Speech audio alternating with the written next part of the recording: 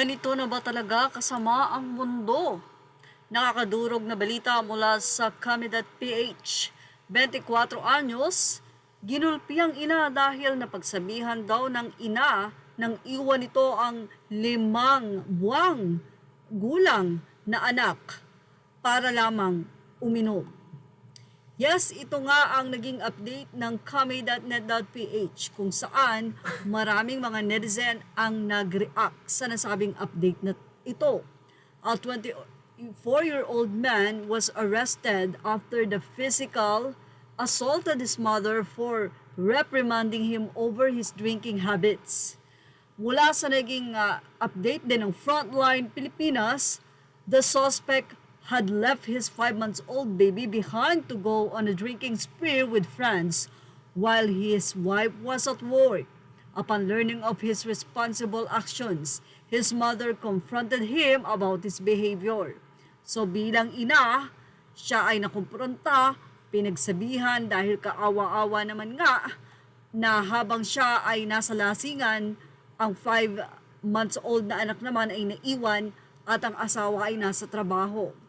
Authorities were immediately alerted and the suspect was taken into custody by the Philippines National Police.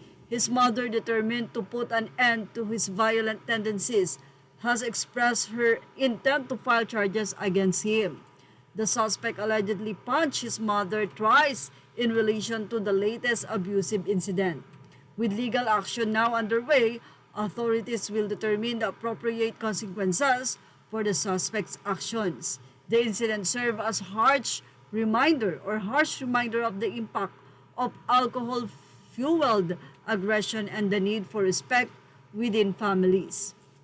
So, nagkaroon po ng kanya-kanyang reaksyon ng mga netizen at tignan po natin kung ano ang kanilang magiging say hinggil rito. Say ng ilang mga netizen, grabe talaga ang mga ugali ng bata ngayon. Kaya para sa akin, di uubra yung gentle parenting lalo na sa panahon ngayon dahil nakukuha lang tayo sa tingin ng mga magulang natin. Alam na natin ang ibig sabihin. Ngayon, paus ka na kakatawag sa anak, dadagbugan ka pa. Say ng isa, sa panahon ngayon, ang mga anak wala ng mga galang. Say naman ng isang netizen, kasuhan mo para magtino sa kulungan, dun siya matuto at para matakot sa'yo. Pag di mo kinasuhan yan, ikaw ang matatakot sa phobia sa kanya for the rest of your life. Pagtanda mo, disaster. Though love tawag sa ganyan, save him from hell. Kasi nga, preso din mismo mag-a-advise sa kanya pagsasabihan niya ng mga preso at pulis doon. Experience is the best teacher. Say naman ng isa, pagkagaling sa kulungan yan, huwag nyo nang pabalikin sa bahay ninyo. Siguradong di mapapakali ng maayos ang anak pag yan ang klase ng ama. Baka pati asawa niyan, ginugulpi din. Well, nakakalungkot talaga yung mga ganito na dapat bilang anak, ikaw ang nagpoprotekta sa iyong magulang, pero ikaw pa ang nanakit dito.